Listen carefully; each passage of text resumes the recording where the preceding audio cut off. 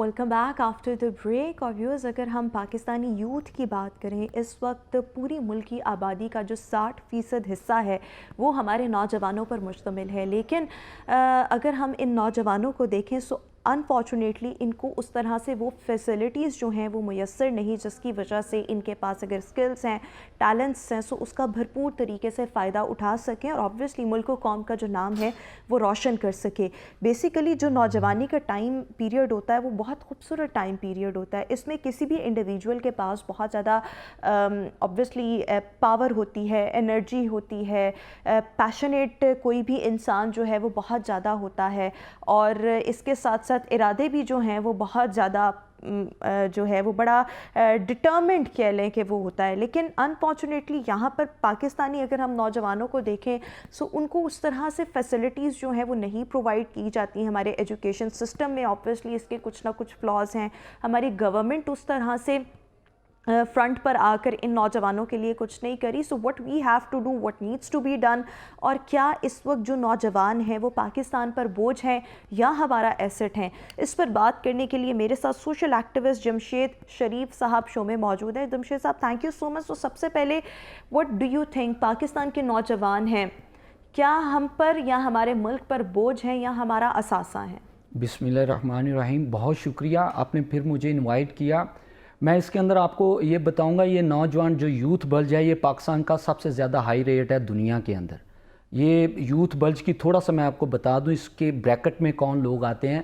ये 15 to 24 years जो UNDP की रिपोर्ट है जो उन्होंने इसको डिटर्मन किया है, वो 15 ईयर्स से 24 ईयर्स की एज ब्रैकेट के अंदर वो यूथ बल्ज को कंसीडर करते हैं। तो पाकिस्तान के अंदर ये आलमोस्ट 29% है, जो एक बहुत बड़ा एसेट्स हैं पाकिस्तान के लिए। अगर इसको प्रॉपरली यूज़ किया जाए तो ये एक एसेट्स हैं कंट्री के लिए और ये कंट्री की डेवलपमेंट के अंदर बहुत क्रूशियल रोल प्ले कर सकते हैं।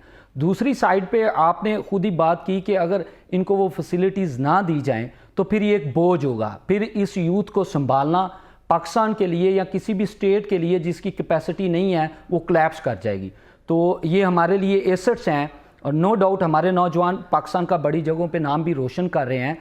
तो इसको उसी तरह पॉलिश करने की ज़्यादा मज़ीद ज़रूरत है ताकि ये मुल्क के लिए एक एसेट्स बन सकें। बिल्कुल ठीक हो गया। अच्छा, इसके साथ साथ जब आप यूथ को पॉलिश करने की बात करते हैं, उनके टैलेंट को, उनके हुनर को, उनके स्किल्स को निखारने की बात करते हैं, what do you think what needs to be done, क्या होने की ज़रूरत है हुकूमती सतह पर जिसकी वजह से नौजवानों को फैसिलिटेट किया जा सके और वो फिर ऑब्वियसली कंट्रीब्यूट कर सकें पाकिस्तान को? मैं इसके अंदर थोड़ा सा रोल ऑफ एजुकेशन की बात करूंगा कि ये बहुत इंपॉर्टेंट है। तो ये एजुकेशन ही एक वो चीज़ है कि जो आपकी कम्युनिटी को पॉलिश करता है। तो टैलेंट के लिए मैं अनफॉर्चुनेटली मुझे ये कहना पड़ेगा कि पहले हमारे स्कूल और कॉलेज लेवल पे बहुत एक्टिविटीज़ होती थी जिसको एक्स्ट्रा करिकुलम एक्टिविटीज़ कहते थे, स्पोर्ट्स वगैरह की एक्टिविटीज़ होती थी। अनफॉर्चुनेटली अब पाकिस्तान के अंदर वो बहुत कम हो गई हैं। मैं आपको इसकी छोटी सी मिसाल दूंगा। मेरा भाई गांव है ननकाना साहब, तो वहाँ पे मेरा जो नवाकोट गांव का नाम है, तो वहाँ पे जो यूथ है ना वो हर साल कोई ना कोई इवेंट करवाने की कोशिश होती है। कोई क्रिकेट का टूर्नामेंट करवा दिया, कोई इस तरह की। तो हमारे पास ग्राउंड अवेलेबल नहीं है वहाँ पे। यहाँ पे जौहर टाउन में मियाँ प्लाजा पे हम खेलते हैं। हम बड़ी कोशिश कर रहे हैं कि फुटबॉल के लिए हमें ग्राउंड मिल जाए, लेकिन हमें ग्राउंड नहीं मिल रही वहाँ पे। तो ये चीज़ें हैं कि हमारे पास एक्स्ट्रा करिकुलम एक्टिविटीज़ के लिए, जिसके लिए यूथ जो है वो यूथ एक उभर के बाहर आए, उसका टैलेंट बाहर आए और अपने आप को अच्छी एक्टिविटीज़ के अंदर वो मसरूफ़ करें, वो हमारे पास मिस हैं। तो स्कूल एजुकेशन, अच्छा स्कूल एजुकेशन के अंदर एक और मैं बात करूं कि पहले NCC होता था, नेशनल कैडेट कोर्स होता था। ये एक आर्मी तर्ज का कोर्स होता था। नौजवान स्काउट का एक बहुत अच्छा है। इन एक्टिविटीज़ को बड़ा कम कर दिया गया है, जबकि इन एक्टिविटीज़ को ज़्यादा करना चाहिए था ताकि हम थ्योरी के साथ साथ हमारे अंदर जो मुहब्बल वतनी का एक जज्बा है वो भी आए। और यहाँ पे एक बहुत इंपॉर्टेंट बात मैं ये कह दूँ कि जो मुहब्बल वतनी है ना, ये मिट्टी को भी वफा करनी चाहिए हमारे नौजवानों के साथ। इसकी मैं आपको एग्जांपल दूंगी। ये ड्यूअल साइड रिलेशनशिप है। इसकी एग्जांपल देता हूँ कि आप सल्लल्लाहु अलैहि वसल्लम को जब हुक्म हुआ मक्का से मदीना जाने के लिए, तो आप सल्लल्लाहु अलैहि वसल्लम ने फरमाया कि मुझे मक्के की मिट्टी बहुत पसंद है। लेकिन चूंकि वो मिट्टी आप सल्लल्लाहु अलैहि वसल्लम के लिए लोगों ने तंग कर दी थी तो उनको हिजरत का हो गया। तो हमें ये मिट्टी को आसान बनाना पड़ेगा हमारे नौजवानों के लिए। देखिए, आपने एक तो कहा ऑब्वियसली हमारे जो नौजवान हैं वो हुब्बुल वतनी के जज्बे से सरशार तो हैं, लेकिन इसके साथ साथ अगर हम देखें, आपने एक्स्ट्रा करिकुलर एक्टिविटीज़ की जो बात की है वो होने की ज़रूरत है, लेकिन इसके साथ साथ जब हम कोर्स वर्क की बात करते हैं, हम अपने कोर्स वर्क को कैसे बेहतर कर सकते हैं, क्या करने की ज़रूरत है स्कूल्स की सतह पर, कि ऑब्वियसली ये जो नौजवान हैं इनका जो जज्बा है वो मांद ना पड़े, बल्कि जो इनके स्किल्स हैं वो इन द लेटर लाइफ, या अगर हम यूनिवर्सिटीज़ की, कॉलेजेस की बात करें, बाद में आकर वो अच्छे तरीके से जो है वो सामने आ सकें। सो कोर्स वर्क को किस तरह से बेहतर किया जा सकता है? नहीं, कोर्स वर्क तो मैंने आपसे अर्ज़ किया ना, ये ऑलरेडी ये चीज़ें थीं, अब ये ख़त्म हो गई हुई हैं। हमें उन्हीं चीज़ों को दोबारा रेप्लिकेट करने की ज़रूरत है। ये तो ऑलरेडी थी। आज से अगर 15-20 साल पहले देखें, ये एक्टिविटीज़ बहुत ही, मैं खुद अपने स्कूल लेवल पे फुटबॉल टीम का हिस्सा था, क्रिकेट टीम का हिस्सा था, स्काउट के अंदर थे, हमें ड्रामे करवाए जाते थे और हमें बाकायदा उन चीज़ों के लिए थोड़ी सी फेवर दी जाती वैसे थी। अगर हम आजकल भी देखें ना, तो आजकल मुख्तलिफ इदारों में ये चीज़ें जो हैं, स्काउट का शायद रुझान नहीं है, बट अगर हम एक्स्ट्रा करिकुलर एक्टिविटीज़ में बात करें, स्पोर्ट्स की, गेम्स की, मुख्तलिफ नौइयत के गेम्स जो हैं वो आज भी खेले जाते हैं, वो आज भी पढ़ाए जाते हैं। Don't you think so? होता तो है आज भी ऐसी, स्काउट एक नहीं है लेकिन बाकी चीज़ें तो they do exist till now. नहीं, वो मैं वही आपसे अर्ज की कि वो कम हो गई हैं स्पोर्ट्स वाली, और जो उसके अंदर दूसरी एक्स्ट्रा करिकुलम के, जिसके अंदर स्काउट का आपने नाम दिया है, मैंने एनसीसी का कहा, ये इंटर लेवल पे होती थी और बड़ी अच्छी ट्रेनिंग होती थी। मेरे भाई ने वो की है, मैंने वो देखा उनको, वो जब जाते थे साइकिल पे वो ट्रेनिंग के लिए, तो वो फ़ौज की वर्दी पहन के अपना जज्बा होता था। ये जो स्पोर्ट्स की एक्टिविटी हम कम कर रहे हैं ना, इनको बढ़ाना चाहिए ताकि ये टैलेंट शो हो। और ये एक तरह का, जब यहाँ का नौजवान, पाकिस्तान का नौजवान इस स्किल के साथ दुनिया में जाके कम्पीट करेगा, तो ये आपका सॉफ्ट इमेज बनेगा। इस यूथ बल्ज को आप पॉजिटिव यूज़ करें, और इसके लिए आपको कोई इतना खर्चा नहीं चाहिए। आपने खुद कहा कि ये हो रही हैं, इसको मज़ीद पॉलिश करें, उनको नेशनल और इंटरनेशनल वहीं से प्लेयर उठा के, आप जिस तरह PSL एक बहुत अच्छा स्टेप है इस साइड पर, नौजवानों के अंदर इंकरेजमेंट आई है कि हमारा फ्यूचर इधर भी है, तो इन चीज़ों को बढ़ाने की ज़रूरत है। स्काउट का और एनसीसी का मैं इसलिए कह रहा हूँ, ये मोहब्बत वतनी का जज्बा आपके अंदर लेके आता है, खैर सगाली के तहत लेके आता है, और आपको ट्रेन करते हैं कि आप रोड पे भी जाते हुए लोगों की किस तरह मदद कर सकते हैं। हमें स्काउटिंग के अंदर बताया जाता था कि अगर किसी जगह एक्सीडेंट हो गया तो आप गिरा किस तरह लगा सकते हैं, किसी मरीज़ को उठाया किस तरह जा सकता है अगर उसको चोट लगी हुई है। तो ये चीज़ें आपको मोहब्बत वतनी के लिए और हेल्पिंग हैंड बनाती हैं आपके अपने मुल्क के लोगों के लिए। अच्छा देखिए, हम अगर अपने मुल्क के डिफरेंट शोबों की इस वक्त बात करें, आपको क्या लगता है कौन कौन से शोबे इस वक्त पाकिस्तान में हैं जहां पर नौजवानों के जो स्किल्स हैं उनसे फ़ायदा उठाया जा सकता है, या उनमें आगे आकर नौजवान जो हैं वो कंट्रीब्यूशन जो है वो कर सकते हैं, कंट्रीब्यूट कर सकते हैं? ये तो एक टेक्निकल स्किल्स हैं, टेक्निकल स्किल्स हैं, और टेक्निकल स्किल्स के अंदर हमें ये देखना है कि क्या जो डिमांड है मार्केट की, उसके मुताबिक हम उनको वो दे रहे हैं या नहीं दे रहे।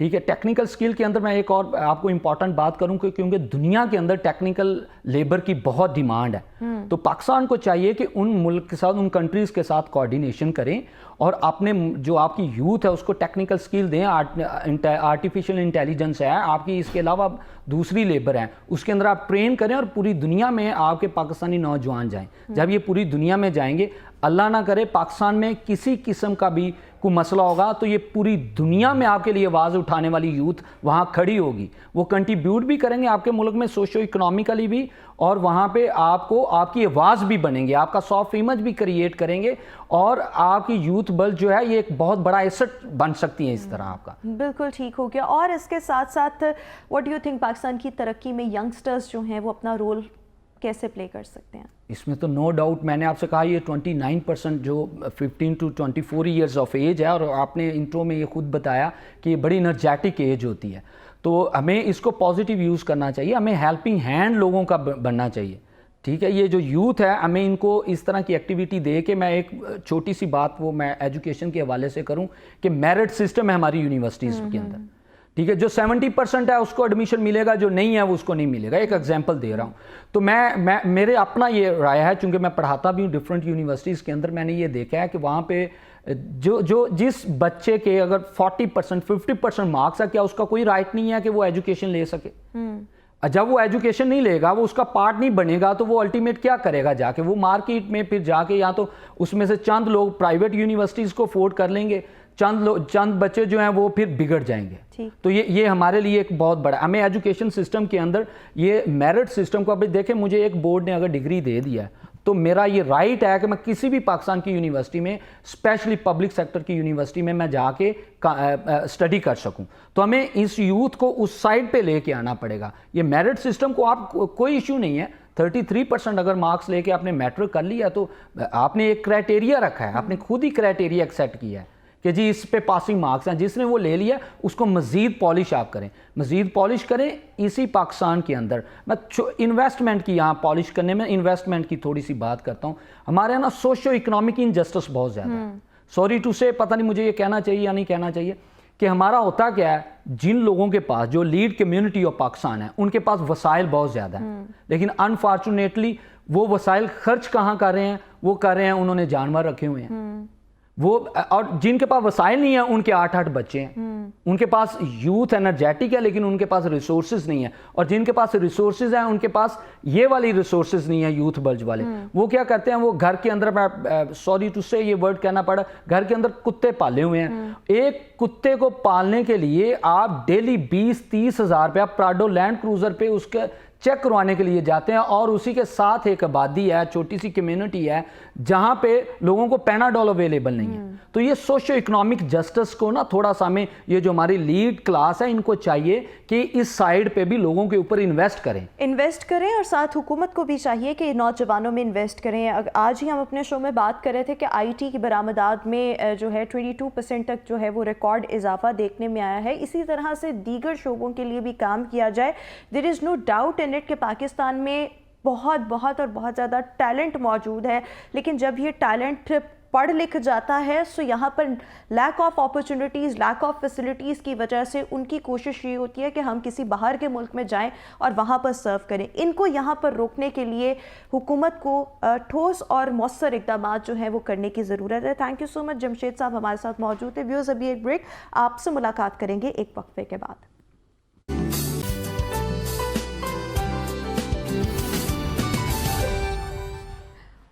Welcome back after the break. और व्यूअर्स, आप सबका आज का दिन जो है वो कैसा रहने वाला है ये शेयर करने के लिए हमारे साथ न्यूमरोलॉजिस्ट राहिला अहमद शो में मौजूद है, और आप सभी शो में लाइव कॉल करके पार्टिसिपेट कर सकते हैं और अपने मुस्तकबिल का जो हाल है, प्रेडिक्शन है, वो जान सकते हैं।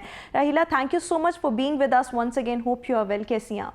Thank you so much for calling me over. मैं बिल्कुल ठीक हूँ, और आप कैसी हैं? मैं बिल्कुल ठीक हूँ। हम कैप्रिकॉर्न से स्टार्ट करते हैं। ठीक है, कैसा रहेगा आज कैप्रिकॉर्न वालों का दिन? कैप्रिकॉर्न वालों के लिए तो मुझे लगता है ओवरऑल पूरा साल बहुत अच्छा रहने वाला है, क्योंकि इनका ये दिन भी बहुत अमेजिंग है।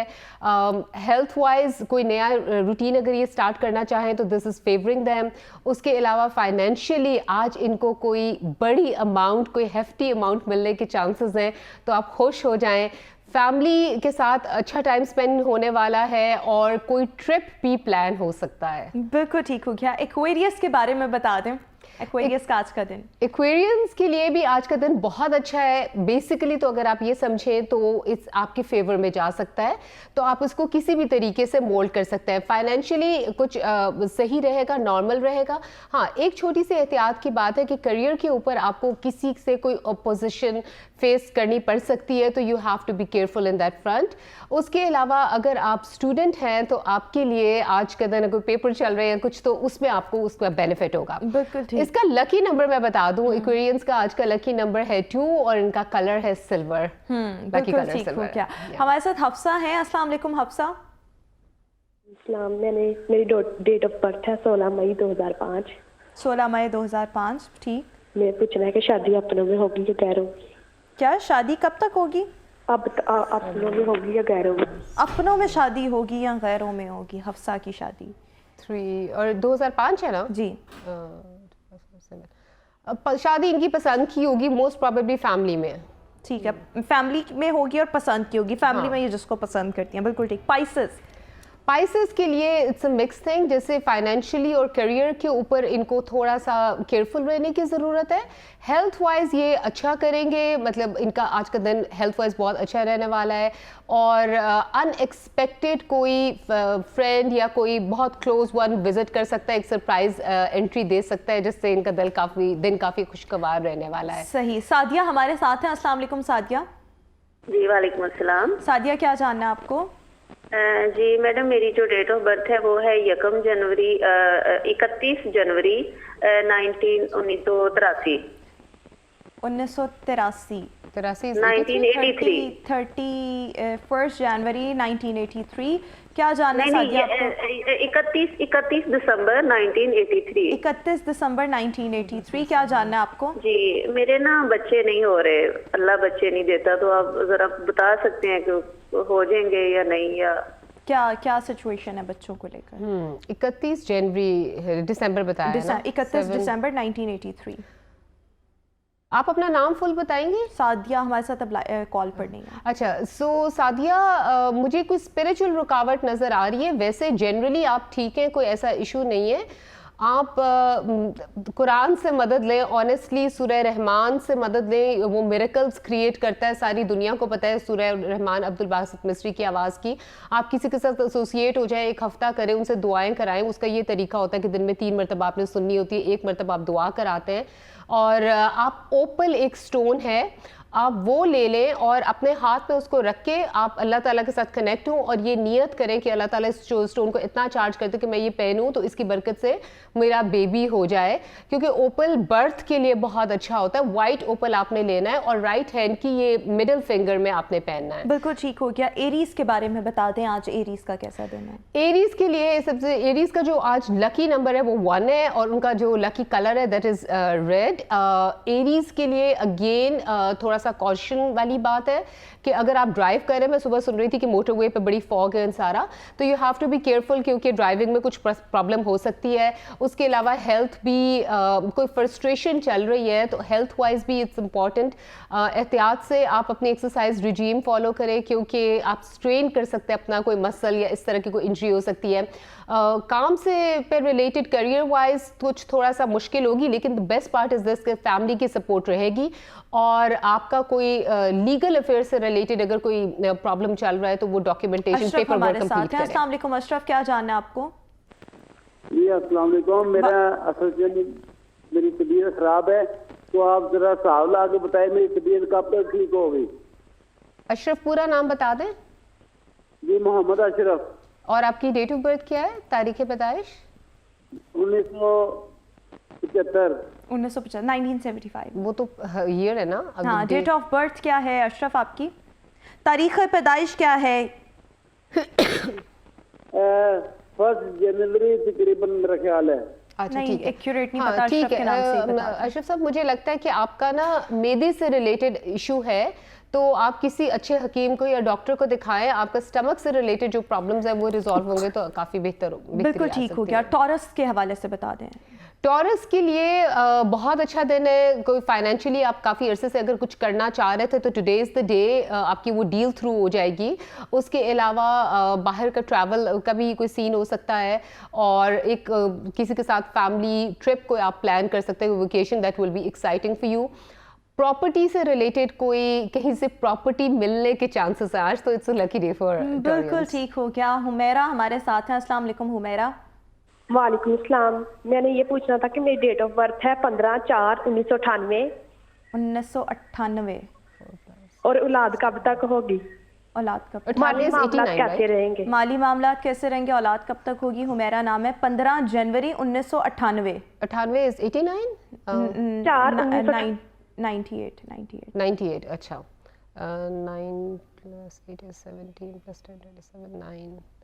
15/4 का था ना उसमें, तो 1 ओके।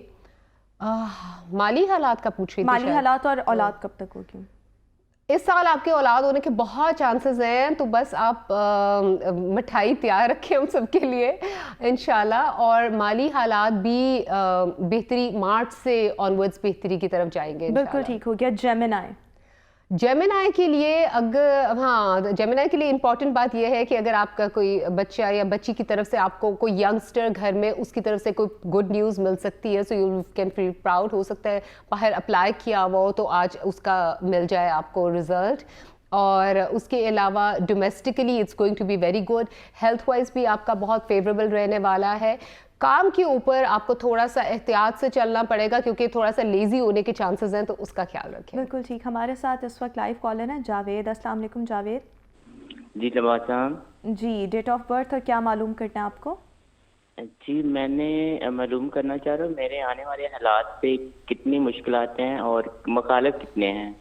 आने वाले हालात में मुश्किलात कितनी है और मुखालिफ कितने हैं? आने वाला वक्त कैसा है? अच्छा, और date of birth please? Date of birth क्या है आपकी? 25 फरवरी 1978। 25 फरवरी 1978। 78 78। 15 plus 10 25 7 20 क्या फरवरी बताया था उसका? 25 फरवरी। अच्छा देखिए, आप की अप्रोच काफ़ी पेसिमिस्टिक है, थोड़ा सा पॉजिटिव सोचे। अगर मैं आपको सिर्फ ये मशवरा दूंगी कि ये साल आपके लिए बहुत अच्छा है। ट्रस्ट मी, ऑनेस्टली आपका 5 पर्सनल ईयर बन रहा है जो कि बहुत ही अच्छा है। आपको बहुत ज़्यादा फाइनेंसेस, लक, सब कुछ फेवर कर सकता है, लेकिन आपको अपनी सोच को पॉजिटिव करना होगा और फोकस रखना होगा, क्योंकि उसके बगैर आप कुछ भी हासिल नहीं कर सकते। तो आप ये सोचें कि मेरी ज़िंदगी में आसानियाँ बस आती चली जा रही हैं और अब के बाद से जो भी होगा बहुत अच्छा होगा। इस बात पर तवक्कल रखें, इंशाल्लाह देखिएगा कि ये साल अच्छा होगा। लियो वालों के लिए, कुछ के लिए बहुत ही अमेजिंग है और कुछ के लिए it's just a normal day. तो जिनके लिए बहुत अमेजिंग है उनके लिए है कि फॉरेन जो इंपोर्ट एक्सपोर्ट से ताल्लुक़ रखते हैं या कंस्ट्रक्शन के बिजनेस में हैं, उनको काफ़ी फ़ायदा होने वाला है। उसके अलावा अगर आप रिश्ते तलाश कर रहे हैं तो आज का दिन अच्छा है, या कोई आ रहा है आपके घर में तो वो बात बन जाएगी। So that is a good part. और हेल्थ वाइज भी ये है कि जो एक हेल्थ रिजीम आप फॉलो कर रहे हैं उसमें आपको फ़ायदा ही होगा। So that's a good thing. Virgo वालों के लिए एक बहुत इंपॉर्टेंट चीज़, अब सब कुछ बहुत अमेजिंग है। Love, romance, finances, career, health, सब कुछ बहुत अच्छा है। सिग्निफिकेंट वर्गो वालों के लिए आज ये है कि आप एक नए घर में के कुछ लोगों को शिफ्ट कर रहे हैं। आज का दिन वो आपके लिए बहुत ही ज़्यादा मुबारक साबित होगा। और उसके अलावा कोई लैंड या प्रॉपर्टी अगर आप खरीदना चाहते हैं तो this day is really favourable. And what about Libra? Librans के लिए it's going to be again a mixed plate. Career और फाइनेंसेस में थोड़ा एहतियात करने की ज़रूरत है।